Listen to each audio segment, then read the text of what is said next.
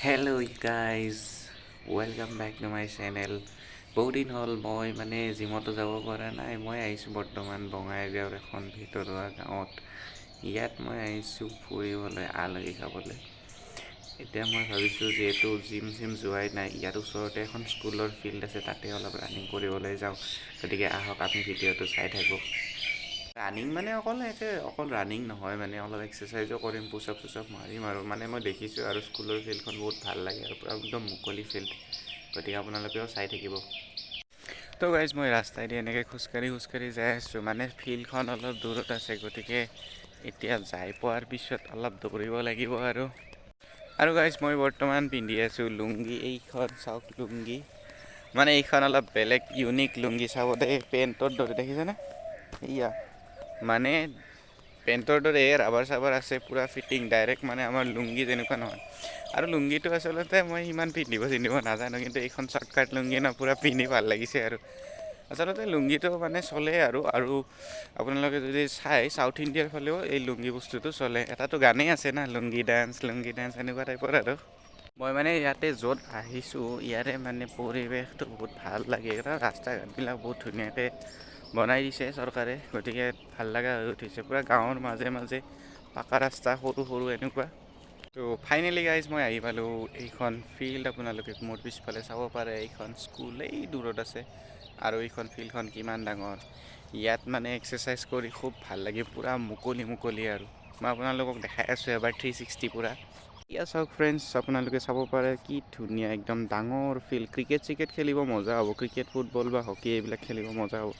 এইয়া তাতে দূৰত আছে স্কুলখন, দেখিছেনে ফ্ৰেণ্ডছ? এইবিলাক স্কুলৰ জেগা। আৰু ফিল্ডখন বহুত ডাঙৰ। বেছি নালাগে আৰু এইখন ফিল্ড যদি 2 ৰাউণ্ডমান মাৰোঁ না, 1 কিলোমিটাৰমান চাগে হৈয়ে যাব। বহুত ডাঙৰ। ইয়াতে ধৰক মই হয়তো ভালকৈ দেখাব পৰা নাই, কিন্তু ফিল্ডখন ডাঙৰ আছে দেই বহুতখিনি। আচলতে আহিব লাগিছিল জোতা পিন্ধি, কিন্তু মই চেণ্ডেল পিন্ধি আহিলোঁ। এতিয়া চেণ্ডেলযোৰা এতিয়া খুলি থৈ পেলাই অলপ দৌৰিব লাগিব। আৰু মই এতিয়া লুংগিখনো খুলি থ'ব লাগিব। আছে বাৰু হাফ পেণ্ট আছে, হাফ পেণ্টটো ওপৰত আৰু জাষ্ট এনেই লুংগিখন পিন্ধি লৈছোঁ আৰু নৰ্মেলি। তো গাইজ লুংগি আলাই থ'লোঁ মই ইয়াতে গ'ল পষ্টত। ইয়াতে ফুটবলৰ কাৰণে অলৰেডি গ'ল পষ্ট বনোৱাই আছে। এতিয়া অলপমান মই দৌৰিম। বেছি নদৌৰোঁ গাইজ, 2 ৰাউণ্ড 3 ৰাউণ্ডমান মাৰিম ফিল্ডখনৰ, তাৰপিছত অলপ পুচআপছ মাৰিম আৰু গুচি যাম। দৌৰি মোৰ অলপ ভাগৰ লাগিছে, সেইকাৰণে মই ইয়াতে অলপ ৰেষ্ট লৈছোঁ। এতিয়া কৰিম পুচআপছ।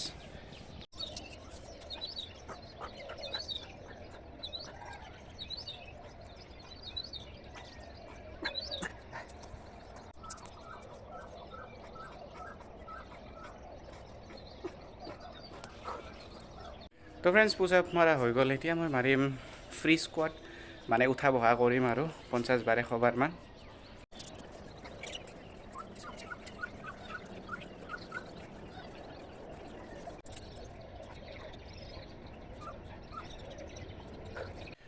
তো গাইজ মোৰ এক্সাৰচাইজ কৰা মোটামুটি শেষেই হৈ গৈছে। এই মোৰ পিছফালে এটা ল'ৰা দৌৰি আছে, আপোনালোকে হয়তো দেখা পোৱা নাই, কিন্তু ইও আহিছে এক্সাৰচাইজ কৰিব। তো মোৰ অলমষ্ট এক্সাৰচাইজ কৰা শেষেই হ'ল। বেছি কৰা নাই, 20 মিনিটছ বা ইমান হ'ব, 30 মিনিটছ বা 25 মিনিটছ ইমানমান হৈ গৈছে। গতিকে মই এতিয়া আকৌ য'ত আহিছিলোঁ তেওঁলোকৰ ঘৰলৈ যাব লাগিব। তাৰপিছত মই যাম আমাৰ গাঁৱত। ত' আপোনালোকে ভিডিঅ'টো শেষৰ ফাললৈকে চাই থাকিব। আলহীৰ ঘৰৰ পৰা এতিয়া মই যাই আছোঁ আমাৰ গাঁৱত। পিছফালে আছে আমাৰ বাবু বান্দাৰ। আমি দুটাই এতিয়া ঘৰত যাম। এতিয়া আমি যোনফালেদি যাম সেইখন হৈছে আমাৰ অসমৰ এখন বিখ্যাত দলং, নৰনাৰায়ণ সেতু। সেইখন দলং পাৰ হৈ যাম। আমাৰ বাবুৱে ভিডিঅ' কৰি আপোনালোকক দেখুৱাব কেনেকুৱা দেখাত হয় দলংখন। আমাৰ শৰাইঘাটখন যেনেকুৱা, এইখনো সেনেকুৱাই, কিন্তু শৰাইঘাটখন বেছি পুৰণা, কিন্তু এইখন শৰাইঘাটতকৈ অলপ নতুন। আৰু এনেকৈয়ে বাবু আৰু মই যাত্ৰা আৰম্ভ কৰিলোঁ। বাইকৰ পিছত আছে বাবু আৰু মই চলাই আছোঁ, আৰু বাবুৱে এনেকৈ ভিডিঅ'বিলাক কেপচাৰ কৰি আছে। এইফালে খেতি পথাৰ, ডাঙৰ খেতি পথাৰ আছে আমাৰ চাৰিওপিনে। কিছু দূৰ যোৱাৰ পিছত এটা ৰে'ল গেট আছিল, আৰু ৰে'ল গেটত এনেকৈ ৰে'লগাড়ী ৰখাই পেলাই যাই আছিলে, তো আমি ৰখিব লগা হৈ গ'ল আৰু তাতে। আৰু আহি মই এইখন দলং পাই গ'লোঁ। আপোনালোকক যে কৈ আছিলোঁ আমাৰ অসমৰ এখন ডাঙৰ দীঘল দলং, অৰ্থাৎ ব্ৰহ্মপুত্ৰৰ পাৰ হ'বৰ কাৰণে যিখন দলং আছে যোগীঘোপাৰ ওচৰত, নৰনাৰায়ণ সেতু। আৰু বাবুৱে আপোনালোকক এইবিলাক দৃশ্যবিলাক দেখুৱাই আছে এটা এটাকৈ। চাওকচোন গাইজ, কিমান সুন্দৰ দৃশ্য। এইখন দলংখন দীঘল, বহুত দীঘল, শৰাইঘাটৰ সমানেই হ'ব মোটামুটি, কিন্তু এইখন যিহেতু নতুন শৰাইঘাটতকৈ অলপ, সেইকাৰণে শৰাইঘাট দলংখনতকৈ ইয়াৰ অৱস্থাটো বেছি ভাল হৈ আছে। এতিয়া মই আপোনালোকক আৰু আমাৰ বাবুৱে আপোনালোকক দেখুৱাবলৈ চেষ্টা কৰিছে। এই ৰাস্তাটোৰে আমি এনেকৈ যাই আছোঁ, যাই থাকোঁতে আমি দেখিছোঁ ইয়াৰে ব্ৰিজখন ধুনীয়াকৈ। মানে ইয়াত ভিডিঅ'বিলাক হয়তো সিমান ভাল হোৱা নাই, কিন্তু আমি যেতিয়া মানে বাইক চলাই আছিলোঁ বা বাবুৱে যেতিয়া পিছফালে বহি আছিলে, ইয়াৰে অভিজ্ঞতাটো মানে ব্ৰহ্মপুত্ৰৰ ওপৰেদি পাৰ হোৱা যিটো এক্সপিৰিয়েঞ্চ, সেইটো আমাৰ খুব বেছি ভাল লাগিছে আৰু বাবুৱেও খুব এনজয় কৰিছে আজি মোৰ লগত। গতিকে এনেকৈ আমি দুটাই আহি আছিলোঁ লাহে লাহে বাইকত। আমি বতাহৰ লগত কথা কৈ আছোঁ গাইজ। বাবুৱে পূৰা একদম হাল্লা কৰি আছে, ভাল লাগি গৈছে পূৰা।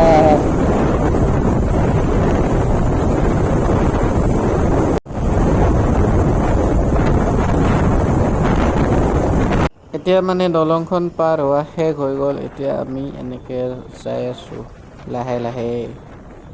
গাইজ ইয়াৰে দৃশ্যবিলাক চাই কেনেকুৱা লাগিছে আপোনালোকে এবাৰ কমেণ্ট কৰি জনাবচোন। আপোনালোকে বহুতেই মোৰ ভিডিঅ'বিলাক চায় কিন্তু কোনো লাইক আৰু কমেণ্ট নিদিয়ে। আমাৰ বাবুও দুখ কৰে, বোলে আমাৰ দাদাৰ ভিডিঅ'ত এটাও লাইক কমেণ্ট নাহে। গাইজ আপোনালোকে আজি লাইক কমেণ্ট কৰি ভৰ্তি কৰি দিয়কচোন। মানে নৰনাৰায়ণ সেতুখন পাৰ হোৱাৰ পিছত ইয়াতে এখন টোল গেট আছে, কিন্তু এই টোল গেটখনত পইচা লোৱা নাই এতিয়ালৈকে, চাগে কাৰ্যকৰী হোৱা নাই বস্তুটো। কিন্তু ভাবিছিলোঁ আৰু গাড়ীবিলাকৰ তাতে পইচা লয় নেকি, কিন্তু এনেও বাইকৰটো পইচা নলয়, কিন্তু টোল গেটখনচোন এক্টিভেট হোৱা নাই। মানে ইফালে ৰাস্তাবিলাক পূৰা কাম চলি আছে, 4 লাইন ৰাস্তা বনাবতো, সেইকাৰণে পাহাৰ চাহাৰ কাটি জংঘল কাটি পূৰা একদম মাজত ৰাস্তা বঢ়িয়াকৈ বনাইছে। বনোৱাৰ পিছত কিন্তু নিশ্চয় ভাল লগা হ'ব, কিন্তু এতিয়া বৰ্তমান সিমান ভাল লগা নাই, কাৰণ ধূলি বালি ভাঙা চিঙা বস্তু এইবিলাকহে বেছি দেখা পাইছোঁ। কিন্তু মানে যোগীঘোপা পাৰ হোৱাৰ পিছত ইফালে কিন্তু ৰাস্তাবিলাকৰ কামহে চলি আছে, কিন্তু সিফালৰ ৰাস্তাবিলাক ভাল। আৰু আমাৰ বাবুৱে আপোনালোকক কি সুন্দৰ দৃশ্য দেখাইছে, চাওক পাহাৰখন কিমান ধুনীয়া লাগিছে। মানে ইয়াৰে যিটো ভিউ বহুত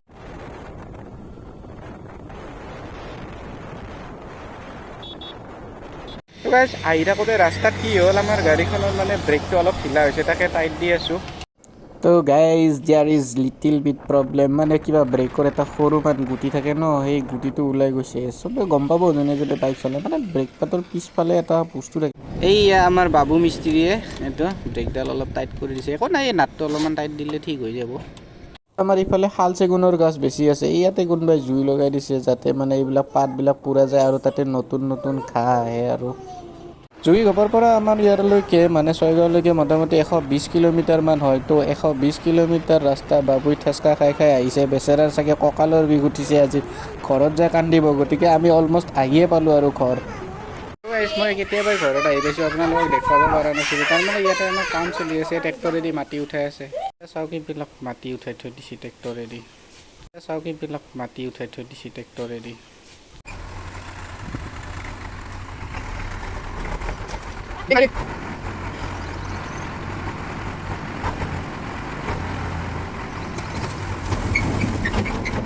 তো গাইজ আজিৰ ব্লগখিনিত ইমানেই আছিল। যদি ব্লগবিলাক চাই ভাল পাইছে লাইক এটা মাৰি দিব। মানে এই মাটি চাটিবিলাক পেলাই আছে ন, এই মাটিবিলাক মই ঠিক ঠাক কৰি পেলাই কামখিনি কৰি শেষ কৰি থ'ব লাগিব।